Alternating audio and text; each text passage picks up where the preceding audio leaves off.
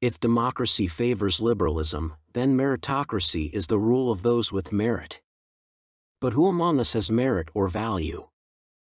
Meritocracy is considered to be on the right because it tends to be supported more by those who lean towards conservatism, but this begs the question as to what defines "we on the right." This link between the right and meritocracy also needs some explaining. Why would meritocracy be linked to the right? For sure, the equivalence is not absolute. Many people on the right favor democracy, yet there is a line between the left and meritocrats. It is a line less defined between meritocrats and the class of persons called conservative. For example, conservatives do not support government programs of social welfare. If a person wants something, he or she ought to acquire it from the market using the mechanisms of the market. This is merit-based thinking, and it is not compatible with the social agenda of the left. If two men are seeking election, and one candidate promises to distribute many desirable things to a number of needy groups, once elected, but his opponent promises nothing, parasites would vote for the candidate promising benefits. This is very likely to be the majority of the people. But it ought not include conservatives, though more than likely it will include people who think they are conservatives. Conservatives tend to be innovators and builders, and they do not normally want mass production. Socialists, on the other hand, want plenty, and they want it cheap, if not free. White nations tended to be conservative. Conservatism is different from traditionalism. Conservatives desire most of all to be let alone and live so as to minimize the need for government. This desire to be left alone is not synonymous with wanting freedom. The conservative is not free, because he is constrained by respect for others and the mechanisms of the market. However, even on this point we will find conservatives who voice support for the principle of freedom. Mostly, however, this will mean freedom from government.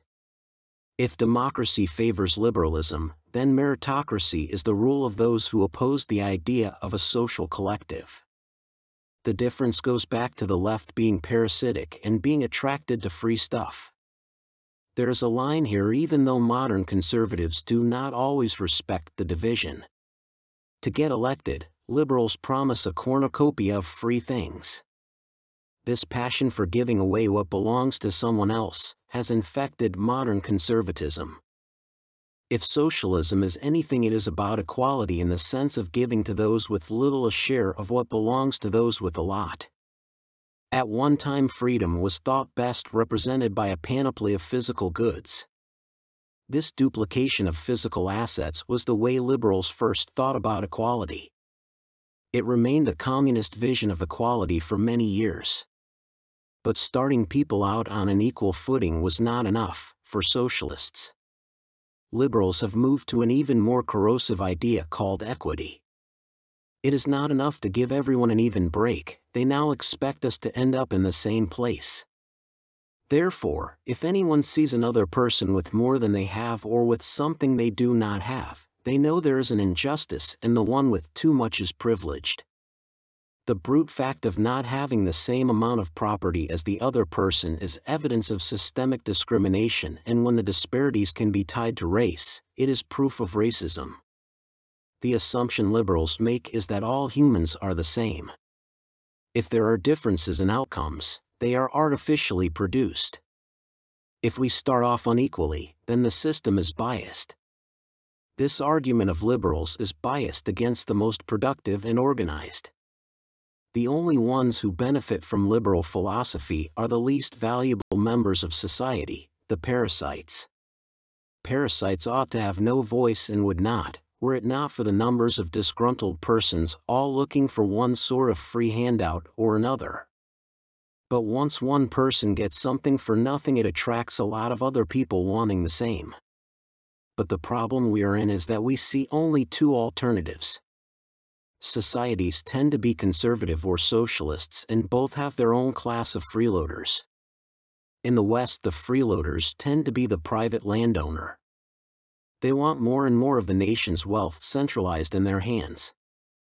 This upsets a lot of people who see these rich corporate executives being paid way more than can be justified, so they see no reason why they ought not get a portion of it. In the East, they are more socialist and dogmatic. The poor are given promises of a fair share of the national product. Politicians see this and how the rich in capitalist nations live and want some of these. The freeloader in the East tend to be politicians and their sycophants.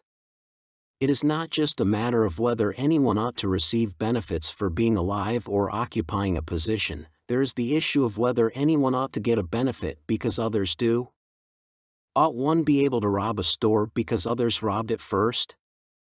Does scamming money from a pensioner make it right for others to follow suit? But people follow the bad. This system appears to be a race to the bottom, morally speaking. Why are people attracted to freeness when the only thing that can be taken is what has been produced, and this belongs to the person who created it? If we really want to be prosperous, we all have to take part in creating things with value. But this brings us back to the question of democracy versus meritocracy. Because if you want people to produce things of value, we must motivate them. What is the best way to do that? Do we promise people who vote for us a portion of what others work to create? That alienates the productive person. Or do we reward those who create things?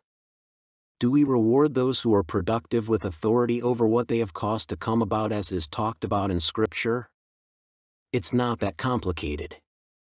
We either pander to people who constantly look to cut corners and get a free ride, or we join with those who work for what they want and are prepared to pay a fair price for everything they want. Democracy permits everyone to vote, and as a politician we can either try and bribe people with other people's money, or we can promise not to do anything for anyone. If we do the latter, we will not get elected. Therefore, the choice is democracy and the promotion of parasitism, or meritocracy and an association of people who pay for what they get. There are no other options.